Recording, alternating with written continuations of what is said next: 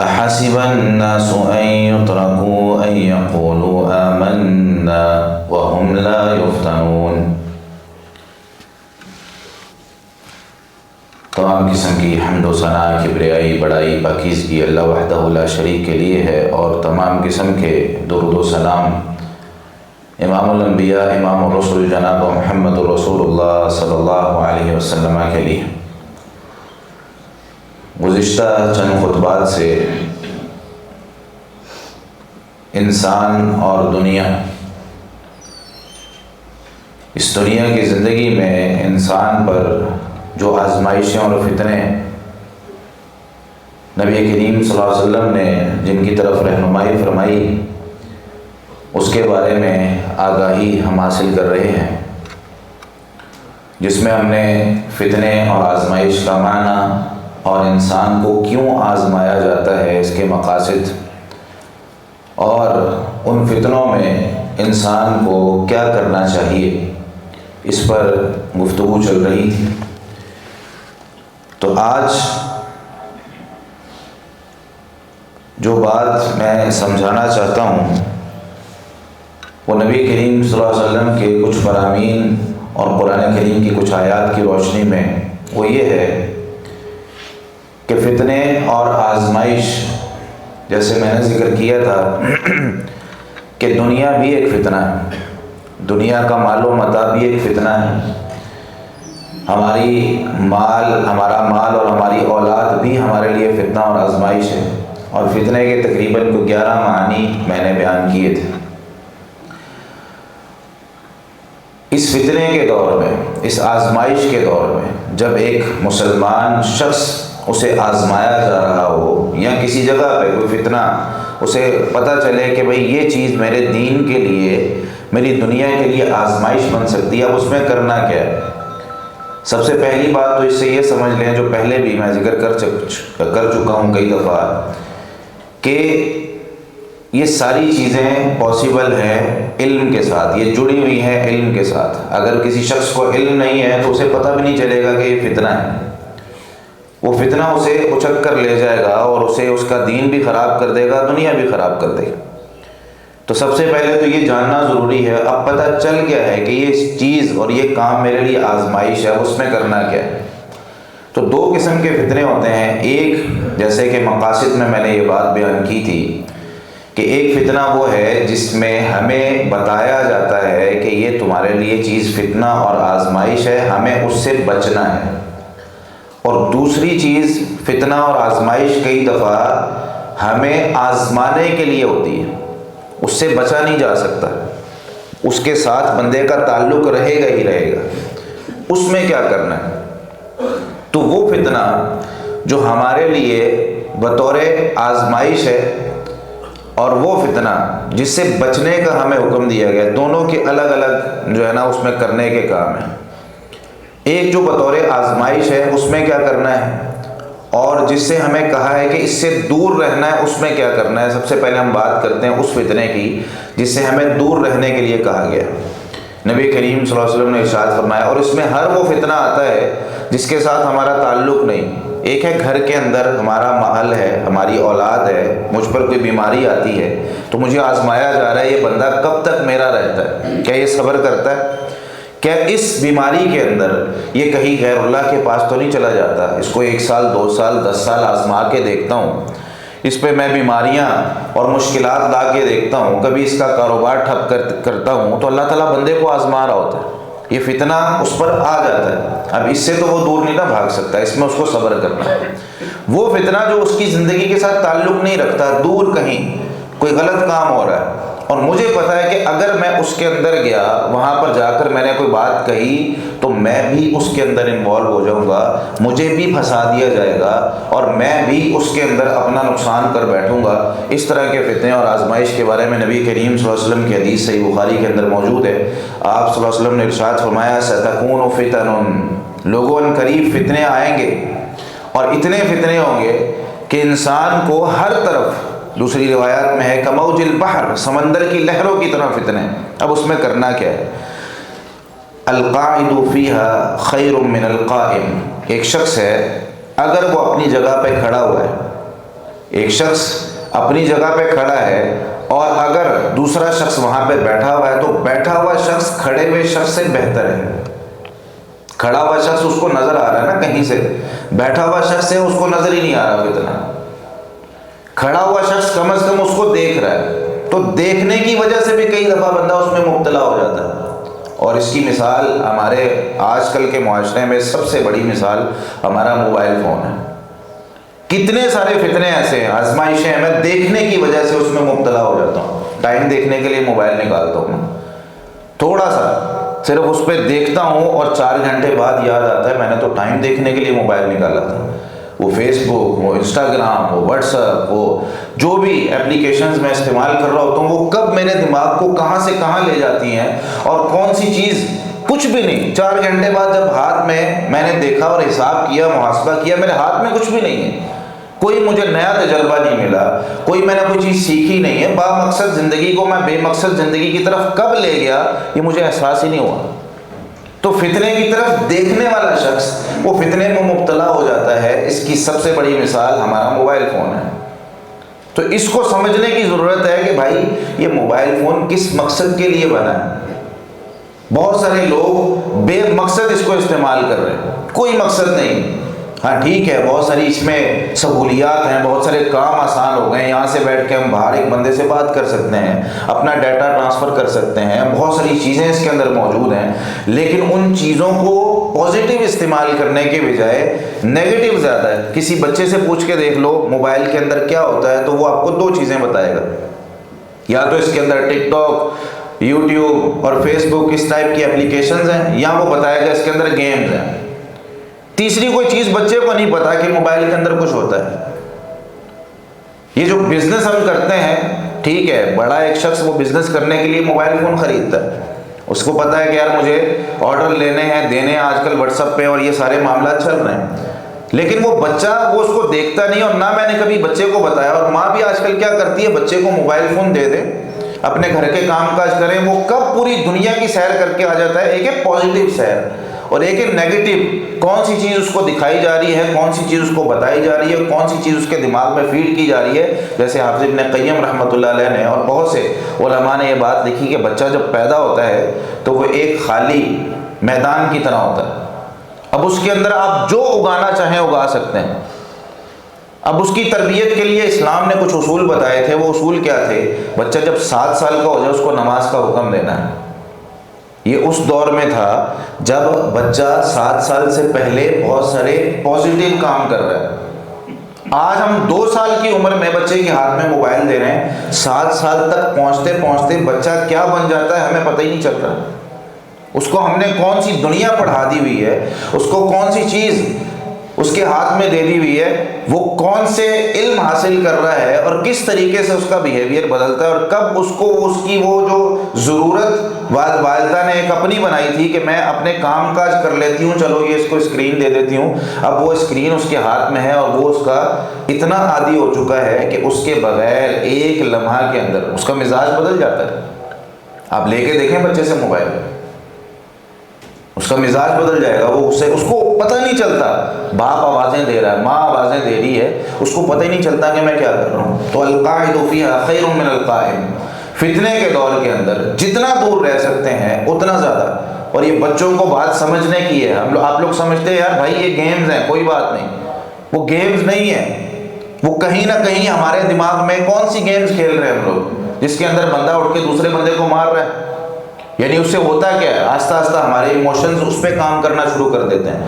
ہمارا غصہ اور ہمارا اینگر جو ہے وہ بڑھتا چلا جاتا ہے. ہمیں یہی سمجھ آ رہی ہوتی ہے کہ دنیا کے اندر بس حل یہی ہے، گن اٹھاؤ اور کسی کو مار دو. کتنی گیمز اس طرح کی آئی ہیں جس کی وجہ سے لوگوں نے خودکشیاں کی. تو یہ سارا یہ پورا پلاننگ کیا چل رہی ہے، اس پہ انشاءاللہ ایک علیحدہ سے بھی جمعہ میں پڑھاؤں گا کس طریقے سے معاملات ہو رہے ہیں. لیکن ابھی صرف اس حدیث کی تشریح میں اتنی بات کروں گا کہ والقائم فیہا خیر من الماشی. ایک شخص کھڑا ہوا ہے وہ اپنی جگہ پر کھڑا رہے، کہیں دور اس کو نظر آ رہا ہے کہ فتنہ اور آزمائش ہے، وہ چلنے والے شخص سے بہتر ہے. ایک شخص چل کے اس کی طرف جا رہا ہے نا، یہ والا شخص بہتر ہے. والماشی فیہا خیر من الساعی. ایک شخص آرام سے چل کے کہیں جا رہا تھا، فتنہ دیکھا دوڑ کے چلا گیا. مثال کے طور پر کسی جگہ لڑائی ہوتی ہے، میرا کوئی لینا دینا نہیں. ایک وقت تھا جب لڑائی چھڑوانے کے لیے نا، جب لوگوں میں صبر تھا، لوگ بزرگوں کی عزت کرتے تھے، کسی جگہ کوئی لڑائی ہو جاتی نا، کوئی گھر کا بزرگ اگر کسی کے سامنے آ جاتا تو اسی وقت یہ الفاظ ہوتے تھے، بزرگ آ گئے ہیں، اب بات نہیں کرنی اس موضوع میں. یا بڑا گھر کا شخص، عزت اور احترام اس کا اتنا تھا کہ وہ اگر کہہ دیتا ہے ایک لفظ کہ بھائی اب اس موضوع پر بات نہیں ہوگی تو نہیں ہوتی تھی. یہ چیزیں تھیں. لیکن آج بزرگوں کی، بڑوں کی عزت ہی نہیں ہے. کوئی ہے بیٹھا ہے، نہیں بیٹھا، کوئی استاد بیٹھا ہے، کوئی ہمارے والد صاحب بیٹھے ہیں، کوئی بہت بڑا بزرگ بیٹھا ہے، کوئی کسی کی کوئی عزت احترام نہیں ہے. اس نے اپنا کام کر کے رہنا ہے. تو اس وقت میں ہمیں اگر اس کے مزاج کا پتہ ہے کہ میں اگر اس وقت میں بات کروں گا تو یہ نہ ہو کہ مجھے 2 تھپڑ مارتے ہیں. کئی دفعہ اس طرح ہوتا ہے، کئی مثالیں اس کی موجود ہیں کہ کہیں 2 لوگ لڑ رہے ہیں، چھڑانے کے لیے بندہ جاتا ہے اور اس کو فائر لگ جاتا ہے، اس کی جان جو ہے نا وہ ختم ہو جاتی ہے. تو اس طرح کی بہت مثالیں آپ اخباروں میں بھی پڑھتے ہوں گے. تو اس وجہ سے کئی دفعہ اس طرح ہوتا ہے کہ ہمیں پتہ ہو کہ یار بھائی یہاں پہ میری بات سنی جائے گی، یہاں جا کے میں معاملے کو حل کروا سکتا ہوں، یہاں پہ صلح کروا سکتا ہوں، تو ضرور جانا چاہیے. اور یہ بھی سنت ہے نبی کریم صلی اللہ علیہ وسلم کی کہ اگر کہیں اختلاف ہوتا تھا تو آپ صلی اللہ علیہ وسلم اس کی صلح کروانے جاتے تھے. اور یہ سنت آج ختم ہو چکی ہے. اسی وجہ سے ہمارے بزرگ، اسی وجہ سے ہمارے بچے جب وہ اپنی بات کسی کو سنا نہیں پاتے، کوئی تھرڈ پارٹی ایسی ہے نہیں جو ان کے مسئلے حل کروائے، تو اسی وجہ سے ڈپریشن، انزائٹی اور اس طرح کے مسائل جو ہے نا وہ گھروں کے اندر، اور بچے اور بوڑھے وہ اپنے گھر چھوڑ کر، ابھی کچھ دن پہلے کا واقعہ ہے، ایک باپ اپنے بچوں کی وجہ سے اپنا گھر چھوڑ کے چلا گیا. یا کہ لاہور کا واقعہ ہے. وہ میرے پاس یہاں پہ ملنے کے لیے آیا، کہتا 4 دن ہو گئے میں گھر سے باہر ہوں، کبھی کسی جگہ رہ لیتا ہوں، کبھی کسی جگہ رہ لیتا ہوں. کیوں؟ میرے بچے کہتے ہیں 70 سال میری عمر ہو گئی ہے، میرے گھر جو میں نے بنا کے دیا ہوا ہے وہ 5 کروڑ روپے کا ہے، اور میرے بچے کہتے ہیں آپ نے ہمارے لیے کیا کیا ہے؟ ساری سہولیات ان کو دیتا ہوں، اب آ کے میری آمدنی 70,000 ہے لیکن میرے بچے خرچہ 2 لاکھ کرتے ہیں.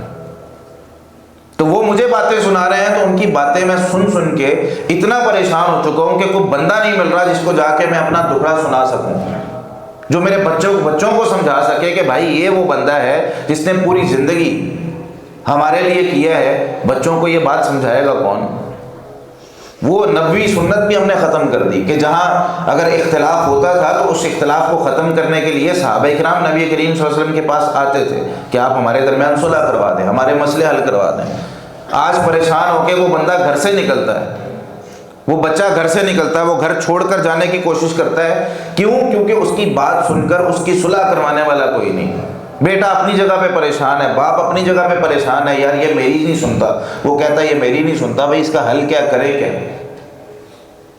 یہ چیزیں بچوں کو بھی اگر سمجھانی ہے، بڑوں کو بھی سمجھانی ہے تو علم کے ساتھ آنی ہے یہ چیزیں. اور نبی کریم صلی اللہ علیہ وسلم نے ارشاد فرمایا وَمَن يُشْرِفْ لَهَا، جو فتنے کی طرف دیکھے گا نا تَسْتَشْرِفْهُ، یہ فتنہ اس کو کھینچ لے گا. سیم مثال جو موبائل والے میں نے دی، وَمَنْ وَجَدَ مَلْجَأً أَوْ مَعَاذًا فَلْيَعُذْ بِهِ، جو کوئی شخص دیکھے کہ بھائی میں اس سے اتنا بچ سکتا ہوں تو وہ بچ جائے. کسی کو اگر کسی جگہ پہ پناہ کی جگہ ملتی ہے نا تو وہ پناہ لے جا کے وہ اس فتنے کے آزمائش کے اندر جانے کی کوشش نہ کریں. صحیح مسلم کی حدیث ہے، سیدنا ابو بکر رضی اللہ تعالیٰ بیان کرتے ہیں نبی کریم صلی اللہ علیہ وسلم نے یہی بات ارشاد فرمائی کہ ان قریب فتنے آئیں گے. اور یہ بات آپ صلی اللہ علیہ وسلم نے کیوں فرمائی؟ پہلے حدیث میں آپ کو سناتا ہوں. نبی کریم صلی اللہ علیہ وسلم نے ارشاد فرمایا کہ فتنے آئیں گے، اور اس میں یہی آپ صلی اللہ علیہ وسلم نے 2-3 باتیں فرمائی کہ بھائی کھڑا ہونے والا شخص وہ چلنے والے سے بہتر ہے، چلنے والا شخص دوڑنے والے سے بہتر ہے. تو اس طریقے سے آپ صلی اللہ علیہ وسلم بیان کرتے رہے، اور پھر فرمایا فَإِذَا نَزَلَتْ أَوْ وَقَعَتْ، جب کوئی فتنہ اور آزمائش دنیا کے اندر تمہیں پتہ چلے کہ بھئی یہاں جا کے میرے ایمان کا مجھے ڈر ہے، تو کیا ہو؟ فَمَنْ كَانَ لَهُ إِبِلٌ فَلْيَلْحَقْ بِإِبِلِهِ، کسی کے پاس اونٹ ہے نا تو وہ اپنے اونٹ لے کر ایک سائیڈ پہ ہو جائے. وَمَنْ كَانَتْ لَهُ غَنَمٌ فَلْيَلْحَقْ بِغَنَمِهِ، جس کے پاس بکریاں ہیں وہ اپنی بکریاں لے کے سائیڈ پہ ہو جائے، دنیا داری کو چھوڑ دے. وَمَنْ كَانَتْ لَهُ أَرْضٌ فَلْيَلْحَقْ بِأَرْضِهِ، کسی کے پاس زمین ہے نا وہ اپنی زمین میں جا کے کھیتی باڑی کرتا رہے، جو کچھ کما رہا ہے وہاں پہ کھائے، اللہ کی عبادت کرے بس. فقال رجل، ایک آدمی پوچھنے لگا یا رسول اللہ، اے اللہ کے رسول صلی اللہ علیہ وسلم، ارائیت من لم یکن له ابل او غنم ولا ارض، ایک آدمی ہے نہ اس کے پاس اونٹ ہے نہ بکریاں ہیں نہ زمین ہے، وہ کیا کرے؟ فرمانے لگے یعمد الی سیفہ، سب سے پہلے تو جائے اپنے گھر سے اپنی تلوار اٹھائے، فیدق علی حدہ بحجر، اس پتھر لے اور اس کی جو دھار ہے اس کو مار مار کے اس کی دھار کو پہلے ختم کرے، کیونکہ جو فتنے آزمائشیں آنی ہیں، دنیا نے باتیں اتنی سنانی ہیں، لوگوں نے باتیں اتنی سنانی ہیں کہ بندہ اتنا دماغی طور پر ٹینشن میں آئے گا، وہ اپنی تلوار اٹھا کے جا کے مسلمان پہ ہی سونت دے گا، مسلمان کو ہی قتل کر دے گا۔ تو سب سے پہلے تو اپنی تلوار اور وہ چیز جس کے ساتھ ایک مسلمان کا خون بہہ سکتا ہے اس کو ختم کرے، اور جتنی اس سے دور ہو سکتا ہے اتنی اس سے دور ہو جائے، اور فتنے کے اندر کہیں بھی مبتلا ہونے کی کوشش نہ کرے۔ پھر آدمی نے سوال کیا یا رسول اللہ ٹھیک ہے میں اپنے حساب سے سب کچھ اپنا کر کے بیٹھا ہوں، لیکن پھر بھی کچھ لوگ آتے ہیں زبردستی مجھے اٹھاتے ہیں اور کسی ایسی فتنے اور آزمائش میں لے جاتے ہیں جہاں پر میرا دل نہیں کر رہا، جہاں مسلمانوں کا خون بہایا جا رہا ہے، جہاں ان کا نقصان کیا جا رہا ہے، تو میں کیا کروں؟ تو نبی کریم صلی اللہ علیہ وسلم نے ارشاد فرمایا کہ اس وقت تو نے یہ کرنا ہے،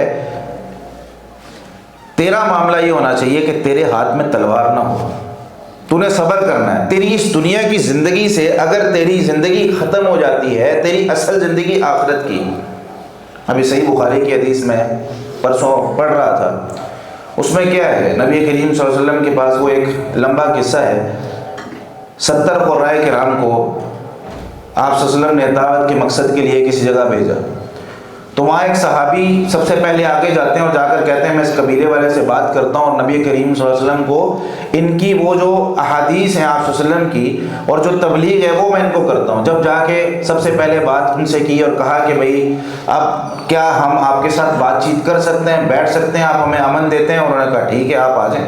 جب وہ بیٹھ گئے وہاں پہ جا کے بات چیت شروع ہوئی، اس نے دین کی باتیں بتانے لگی، انہوں نے ایک آدمی کو اشارہ کیا، اس نے برچھا اور نیزہ اٹھایا اور اس کی کمر میں مار دیا۔ وہ جو صحابی رسول صلی اللہ علیہ وسلم جس کو جو عالم تھے، قاری تھے، جن کو نبی کریم صلی اللہ علیہ وسلم نے تیار کیا تھا اور مانگنے والا اس لیے لے کر گیا تھا کہ ہم اپنے علاقے میں دعوت کا کام کرنا چاہتے ہیں، تو انہوں نے اس بندے کو، اس قاری کو، اس عالم کو شہید کر دیا۔ اور جب اس کو برچھا مارا گیا نا، اس کے الفاظ کیا تھے؟ وہ کہنے لگے اللہ اکبر، سب سے پہلے ان کی زبان سے کلمات نکلے اللہ اکبر، انہوں نے کہا اللہ اکبر، اللہ سب سے بڑا ہے، فزت ورب الکعبہ، کعبہ کے رب کی قسم میں کامیاب ہو گیا۔ جب مقصد بڑا ہوتا ہے نا زندگی میں، مسلمان کو اپنا مقصد سمجھنے کی ضرورت ہے۔ میرا مقصد ہے آخرت، میرا مقصد ہے جنت میں پہنچنا، میرا مقصد ہے اللہ کی رضامندی۔ اب ایک بندہ کوئی ڈگری لینا چاہتا ہے، ایک طرف ایک یونیورسٹی کہتی ہے میں یہ ڈگری 6 سال میں دوں گا یا دوں گی، دوسری یونیورسٹی کہتی ہے یہی ڈگری میں 3 سال میں دوں گی، تو بندہ 3 سال والی یونیورسٹی کو چوز کرتا ہے تاکہ میرا ٹائم بچے، مجھے اپنے مقصد تک جلدی پہنچنا ہے۔ ٹھیک ہے تھوڑے بہت پیسے زیادہ لگتے ہیں لگ جائیں، لیکن جلدی پہنچنا ہے۔ جب انسان کو اپنا مقصد یاد ہوتا ہے نا تو وہ دنیا کی زندگی میں زیادہ نہیں بھی کما پاتا، دنیا کی زندگی میں بڑی گاڑی نہیں بھی لے پاتا، دنیا کی زندگی میں بڑا گھر نہیں بھی ہے اس کے پاس، لیکن اس کا مقصد آخرت ہے تو وہ جلدی وہاں پہ پہنچ گیا ہے، تو پھر اس کے یہ الفاظ ہوتے ہیں فزت ورب الکعبہ، کعبہ کے رب کی قسم میں کامیاب ہو گیا۔ یہ اس شخص کے الفاظ ہوتے ہیں جس نے 60 سال کی عمر میں اللہ تک پہنچنا تھا، جس نے 60 سال کی عمر میں اپنے مقصد تک پہنچنا تھا، اگر وہ 30 سال کی جوانی کی عمر میں بھی پہنچ گیا ہے تو فائدہ اسی کا ہے کہ 30 سال میں اس کو درجات بڑے مل گئے، 30 سال میں وہ اللہ رب العالمین کے پاس پہنچ گیا، دنیا کے فتنوں اور آزمائشوں سے بچ گیا۔ یہ تب ہوتا ہے جب اپنے مقصد کا پتہ ہوتا ہے، اور ہم نے جب اپنے مقصد ہی بدل لیے، ہم نے جب اپنا پورا نظام ہی بدل لیا اور ہم سمجھتے ہیں کہ دنیا میں بس سب کچھ مل جائے، یہی ملنا ہے، یہی فرق ہے۔ اس دن میں نے جو بیان کیا تھا کہ دنیا میں جو اللہ تعالیٰ نے ہمارے ساتھ وعدہ کیا وہ ہے ہماری ضرورتیں پوری کرنے کا۔ اللہ نے وعدہ کیا کہ تیری جو بیسک بنیادی ضروریات ہیں وہ میں پوری کروں گا۔ انسان نے کیا کیا؟ انسان لگ گیا خواہشات کے پیچھے۔ اللہ نے خواہشات پوری کرنے کی ذمہ داری نہیں لی ہے، اللہ نے لقمہ ہمیں دینا ہے، کہاں سے کون سا لقمہ میں نے کھانا ہے وہ مجھے اللہ رب العالمین نے عطا کرنا ہے۔ میری جو بنیادی ضروریات ہیں اگر ہر شخص دیکھے اس کی بنیادی ضروریات اللہ تعالیٰ پوری کرتا ہے، لیکن جب ہم اپنی خواہشات پہ چلتے ہیں کہ بیٹی کی شادی کرنی ہے، اتنے دھوم دھام سے کرنی چاہیے، گھر کے اندر گھر فرنیچر لانا ہے تو اس اسٹینڈرڈ کا تو ہونا چاہیے نا، بیٹھنے کے لیے تو زمین پہ ایک چٹائی ہی کافی تھی، جو نبی کریم صلی اللہ علیہ وسلم نے بیٹھنا ہی تھا نا، زمین پہ بیٹھے ہیں وہ، کیونکہ انہوں نے ضروریات پوری کرنی تھی کہ بھائی میرا مقصد دنیا میں اپنی ضروریات پوری کرنا ہے۔ ہم جب خواہشات کے پیچھے بھاگتے ہیں تو پھر ہم گھبراتے ہیں کہ میری خواہشات پوری نہیں ہونی، پھر ان خواہشات کی وجہ سے لوگوں کو مارا بھی جاتا ہے، ان خواہشات کی وجہ سے لوگوں کو نقصان بھی پہنچایا جاتا ہے۔ تو اپنی بیسک ضروریات کے پیچھے بھاگیں، کیونکہ مقصد دنیا نہیں ہے، مقصد آخرت ہے۔ اسی طریقے سے نبی کریم صلی اللہ علیہ وسلم نے یہ بات بھی ارشاد فرمائی، یوشک ان یکون خیر مال المسلم غنم، قریب ہے کہ آدمی کا سب سے بہترین مال بکریاں ہوں گی، یتبع بها شعاف الجبال، ان کو لے گا اور پہاڑ کی چوٹیوں پہ چلا جائے گا، ومواقع القطر، جہاں کہیں پانی اور بارش اکٹھی ہوتی ہے وہاں پانی بھی ہے اور بکریاں بھی ہے، ان کا دودھ دھو رہا ہے اور کھانا پینا اپنا وہی ہے، اذان ہوتی ہے نماز پڑھتا ہے اور اپنے معاملات اللہ کے ساتھ ٹھیک رکھتا ہے، یفر بدینہ من الفتن، یہ دنیا سے الگ تھلگ جا کے ان پہاڑوں پہ کیوں بستا ہے؟ یفر بدینہ، اپنے دین کو لے کر فتنوں سے بچانے کے لیے، آزمائشوں سے بچانے کے لیے کہ کہیں میرا ایمان نہ بک جائے، کہیں مجھے یہ چیز سیل کرنے کے لیے جھوٹ نہ بولنا پڑ جائے، کہیں مجھے کسی کی زمین پر قبضہ کرنے کے لیے فورس نہ کیا جائے۔ ہمارے پاس ہمارے معاشرے کے اندر ایسے لوگ موجود ہیں جنہوں نے سرکاری نوکریاں اس لیے چھوڑ دی کہ غلط کام کرنے پڑ رہے تھے، جو کام جائز نہیں تھے انہوں نے چھوڑ دی، انہوں نے کہا ہم یہ کام نہیں کر سکتے، ہم سے نہیں ہوتا، اور اب وہ دوسروں کو بھی نصیحت کرتے ہیں کہ بیٹا محنت کرو، اور جہاں کہیں اس طرح کی آزمائش اور فتنے اور پریشانیاں تم پر آتی ہیں تو وہاں اپنے دین کو بچاؤ، یہ نہیں کہ بسم اللہ پڑھ کے سب کچھ جائز ہے۔ ایسی کمپنیاں اور ایسے معاشرے کے اندر لوگ بھی موجود ہیں جو کہتے ہیں کہ بس ٹھیک ہے بیٹا بسم اللہ پڑھ لو سب حلال ہو جاتا ہے۔ کیوں؟ کیونکہ تمہیں اپنی خواہشات پوری کرنی ہے بیٹا، اگر تم نے بڑی گاڑی لینی ہے، اگر تم نے بڑا گھر لینا ہے، اپنی ضروریات پوری کرنی ہے تو حلال طریقے سے نہیں ہو سکتی۔ سب سے پہلے تو سبق غلط پڑھایا کہ خواہشات پوری کرنی، ایک مسلمان کی زندگی میں خواہشات پوری کرنا یہ بعد کا مسئلہ ہے، پہلے اس کو اپنا ایمان بچانا ہے۔ مسلمان کی زندگی میں سب سے اہم ترین چیز اس کا دین ہے، اور جس کا دین بچ گیا اس کو دنیا میں کچھ بھی نہ ملا۔ سیدنا بلال رضی اللہ تعالیٰ عنہ کا ابتدائی دور دیکھ لیں، لٹایا جاتا ہے ریت پہ، تکلیفیں پریشانیاں، عمار رضی اللہ تعالیٰ عنہ کا دیکھ لیں، سمیہ رضی اللہ تعالیٰ عنہ کا دیکھ لیں، کس طریقے سے ان پر تکلیفیں ہیں، پریشانیاں ہیں۔ 2 اونٹوں کے ساتھ باندھا جاتا ہے، ایک اونٹ کو اس طرف چلا دیا جاتا ہے، ایک اونٹ کو اس طرف چلا دیا جاتا ہے، لیکن وہ ایمان سے نہیں پھرتے۔ یہ ان کا ایمان ہے، کیونکہ ان کو پتہ ہے دنیا کی زندگی میں جو تکلیفیں آ رہی ہیں، پریشانیاں آ رہی ہیں، فتنے آ رہے ہیں، یہ اللہ کے لیے ہیں، اور اگر مجھے آزمایا جا رہا ہے تو میرا اللہ تو مجھ سے راضی ہے۔ اگر میری بیماری 2 دن کے بجائے 10 مہینے پہ چلی گئی ہے، صحیح نہیں ہو رہی، تو اس کا کوئی نہ کوئی مقصد ہے۔ ہو سکتا ہے کہ میرے گناہ ایسے ہوں جو اللہ تعالیٰ معاف کرنا چاہ رہا ہے دنیا میں، تو دنیا کے اندر ہی مجھ پر جو ہے پریشانیاں آ گئی ہیں، دنیا کے اندر میری آزمائش لمبی ہو گئی، تو صبر کریں۔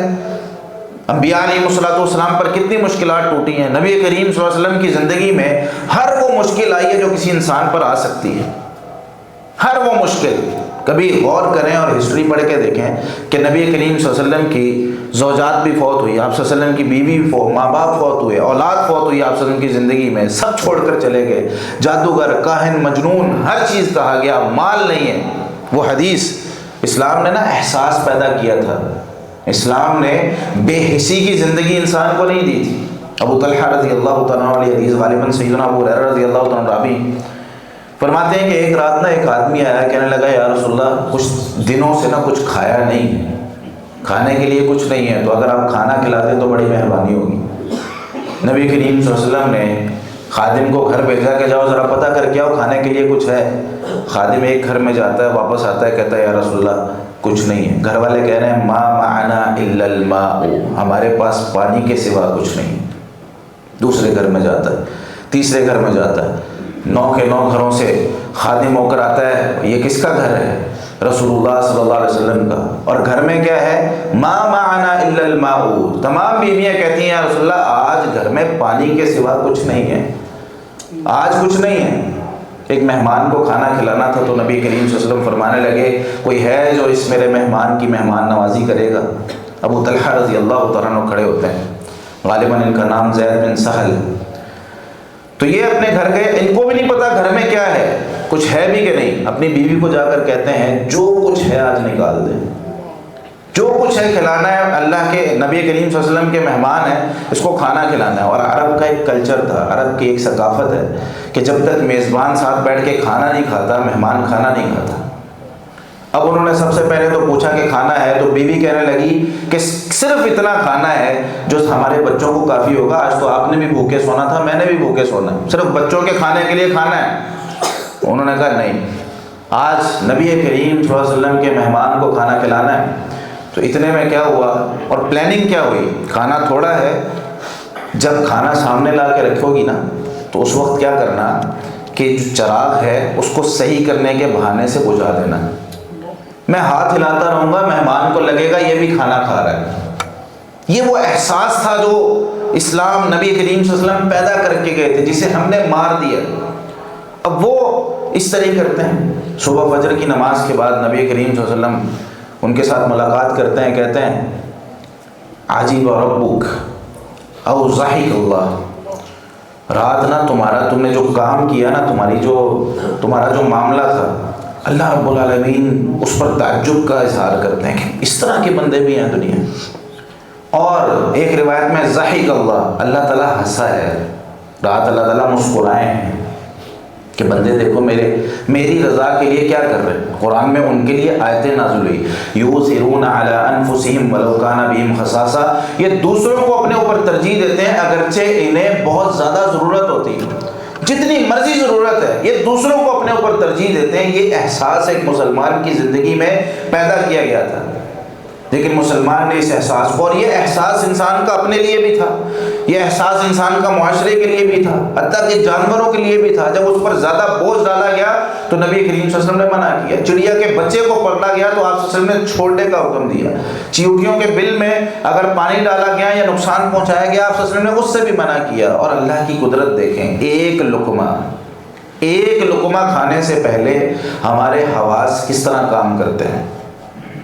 اللہ رب العالمین نے کتنا احساس کیا ہمارا، اور کتنا ہمیں احساس کے ساتھ ایک لقمہ ہم اٹھاتے ہیں۔ سب سے پہلے نا کھانا جب ہمارے سامنے آتا ہے تو ناک اس کو سونگھ کے بتا دیتا ہے دور سے ہی کھانا جل گیا ہے، آج نہیں کھانا، کھانے میں سے بدبو آ رہی ہے، باسی ہو گیا، آج نہیں کھانا۔ تو کھانے سے پہلے ہی ہمارا ناک بتا دیتا ہے بھائی یہ کھانا کھانے والا نہیں۔ اس کے بعد چائے یا کوئی بھی چیز کھانے کی ہم اٹھاتے ہیں، کپ میں نے اٹھایا، اب اس کے دھوئیں سے پتہ چل جاتا ہے، یا اس کو میں ہونٹوں کے ساتھ لگاتا ہوں تو میرے ہونٹ بتا دیتے ہیں بھائی ابھی گرم ہے، اندر جائے گی جلائے گی، تو فوری طور پر واپس رکھ دیتے ہیں۔ یہ نہیں کہ گرم گرم پی لیں، یہ نظام ہے اللہ تعالیٰ کا۔ ایک لقمہ اندر جانے سے پہلے کتنا کچھ ہے، اور پھر وہ لقمہ اگر میں منہ میں ڈال لیتا ہوں، کوئی کھانے کی چیز ہے، اگر اس کا ٹیسٹ خراب ہے، بدبو نہیں آئے گی، ٹیسٹ خراب ہے، میری زبان وہیں پہ بتا دے گی بھائی اس کو باہر نکالو، یہ اندر لے جانے والی چیز ہی نہیں ہے۔ اور اگر اس کے اندر کوئی کنکر یا کوئی پتھر آ جاتا ہے جو آپ کا معدہ ہضم نہیں کر سکتا ہے، تب بھی دانت اور منہ بتا دیتا ہے بھائی یہ کنکر ہے، اس کو باہر پھینکنا ہے، یہ اندر لے جانے والی چیز نہیں ہے۔ ہاتھوں کے ذریعے پتہ چل جاتا ہے کہ بھائی یہ گرم ہے۔ روٹی کا جب لقمہ توڑتے ہیں، اس کو سالن کے ساتھ لگاتے ہیں تو فوری طور پر ہاتھ بتاتے ہیں بھائی گرم ہے، یہ منہ کے اندر ڈالنے والی چیز نہیں ہے ابھی۔ تو ایک لقمہ کھانے سے پہلے اتنے سارے معاملات ہیں جو ہم، ایک لقمہ جو ہمارے اندر جاتا ہے اس کا پورا نظام ہے۔ تو وہ اسلام کیا دوسروں کا احساس کرنا نہیں سکھاتا؟ اور ہم نے میرے بھائی اس دنیا کے اندر رہتے ہوئے اپنے آپ کو بے حس کر لیا ہے، احساس بالکل ختم ہو چکا ہے۔ دوسرا جو کام فتنے اور آزمائش کے دور میں کرنا ہے، وہ جس طرح میں نے مقاصد ذکر کیے تھے فتنے کے، ایک مقصد ہوتا ہے ہمیں آزمایا جا رہا ہوتا ہے کسی بھی چیز کے ساتھ، کبھی مال کے ساتھ، انما اموالکم واولادکم فتنہ، تمہارا مال اور تمہاری اولاد تمہارے لیے فتنہ ہے، آزمائش ہے۔ یہ کس معنی میں؟ یہ اس معنی میں اولاد کے لیے بندہ جھوٹ بول دیتا ہے، اولاد کے لیے بندہ کئی دفعہ گھٹنوں پہ آ جاتا ہے، اولاد کے لیے بندہ لوگوں کی باتیں سنتا ہے۔ مارکیٹ میں جا کے دیکھیں، ایک چھوٹی چھوٹی بات پر والد اتنی بڑی بڑی گالیاں کھا لیتا ہے، اتنے بڑے بڑے دھکے کھا لیتا ہے، صرف اس لیے کہ گھر میں بیٹھی اولاد ہے۔ اکیلا بندہ ہو نا، اس کو پتہ ہے یار میں نے 2 ٹائم کا کھانا یا 1 ٹائم کا کھانا بھی مجھے مل جائے تو مجھے کوئی ٹینشن نہیں ہے، کوئی پریشانی نہیں ہے۔ وہ کہتا ہے بھائی تم اپنا کام اپنے پاس رکھو، وہ جا کے تھوڑی سی مزدوری کرے گا، اپنی خوراک پوری کرے گا، بات ختم۔ کسی دوست کے پاس چلا جائے گا، اس کو کھانا مل جائے گا، بات ختم۔ اکیلے شخص اس کو کوئی مسئلہ نہیں ہوتا دنیا میں، لیکن جب فیملی آ جاتی ہے تو باپ اس فیملی کے لیے سب کچھ برداشت کرتا ہے، اس بیوی کے لیے، اس بچے کے لیے سب کچھ برداشت کرتا ہے، لوگوں کی باتیں سنتا ہے۔ تو کئی دفعہ اگر فتنہ اور آزمائش بتایا جاتا ہے تو اس کا مطلب یہ ہے کہ تمہارا ایمان یہاں پر چیک کیا جا رہا ہے، تمہارا ٹیسٹ لیا جا رہا ہے کہ ایک طرف اولاد ہے، ایک طرف اللہ کا حکم ہے۔ کیا تم اولاد کے لیے اللہ کے حکم کو چھوڑ دیتے ہو؟ کیا تم اولاد کے لیے اللہ کے حکم کی نافرمانی کر لیتے ہو؟ کیا تم سب کچھ حاصل کرنے کے لیے جو تمہارا دل چاہتا ہے وہ کرنے کی کوشش کرتے ہو؟ تو اگر بندہ اس ٹیسٹ میں کامیاب ہو جاتا ہے تو ٹھیک، اور اگر بندہ ناکام ہو جاتا ہے تو میرے بھائی یہی اس کا امتحان تھا، یہی آزمائش تھی۔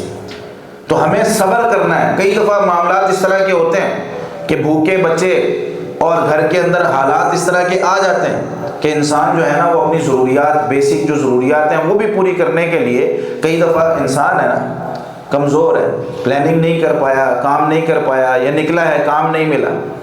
تو نبی کریم صلی اللہ علیہ وسلم نے اس دور میں یہ بات ارشاد فرمائی، یا خالد بن عرفطہ رضی اللہ تعالیٰ عنہ کہتے ہیں قال علی رسول اللہ صلی اللہ علیہ وسلم، مجھے رسول اللہ صلی اللہ علیہ وسلم نے ارشاد فرمایا یا خالد انہا ستکون بعدی احداث وفتن واختلاف، میرے بعد ان قریب فتنے آئیں گے، آزمائشیں آئیں گی، نئے نئے کام دیکھو گے جو دنیا میں کبھی بھی نہیں ہوئے، سارے اس طرح کے کام ہوں گے۔ فَإِنِ اسْتَطَعْتَ أَن تَكُونَ عَبْدَ اللَّهِ الْمَقْتُولَ لَلْقَاتِلِ فَافْعَلْ، صبر کرنا ہے۔ دنیا تجھے اتنا آزمائے گی کہ ایک وقت آئے گا ایک بندہ آ کے تجھے مار رہا ہوگا، ایک بندہ تجھے سزا دے رہا ہوگا، لیکن تو نے وہاں پر صبر کرنا ہے۔ اگر کوئی شخص تجھے قتل بھی کر جائے نا تو تیری کامیابی ہے، لیکن تو قاتل کبھی نہ بننا۔ تیرے ہاتھ میں کبھی تلوار کسی مسلمان کے لیے نہیں چلنی چاہیے۔ اگر تیرے ہاتھ میں تلوار ہوئی اور تو نے بھی مارنے کی کوشش کی تو القاتل والمقتول فی النار، دونوں جو ہیں قتل کرنے والا اور مقتول جسے قتل کیا گیا دونوں آگ میں جائیں گے۔ پوچھنے لگے صحابہ یا رسول اللہ قاتل تو سمجھ آتا ہے، مقتول کیوں جہنم میں؟ کہا یہ بھی تو کوشش کر رہا تھا مارنے کی، اس کی تلوار نہیں چل سکی، اس کا ہاتھ پہلے نہیں پڑا، کوشش تو اس نے کی پوری، تو اس کوشش کی وجہ سے ہی جہنم میں چلا گیا۔ تو اپنے آپ میں صبر پیدا کرنا ہے۔ جب کوئی فتنہ آزمائش، کبھی زندگی میں ایسی کوئی بیماری آ جائے، پریشانی آ جائے، اس میں واویلا نہیں کرنا، پوری دنیا کو نہیں سنانا ہے میں مر گیا، میرے ساتھ کیا ہو گیا۔ یہ مسلمان بندے کی عادت نہیں ہے، یہ کافر بندے کی عادت ہے۔ قرآن میں اللہ تعالیٰ فرماتے ہیں جب میں بندے کا مال تنگ کرتا ہوں نا، اس کی آزمائش شروع ہوتی ہے تو کیا کرتا ہے؟ کہتا ہے فَيَقُولُ رَبِّي أَهَانَنِ، کہتا ہے میرے رب نے مجھے رسوا کر دیا۔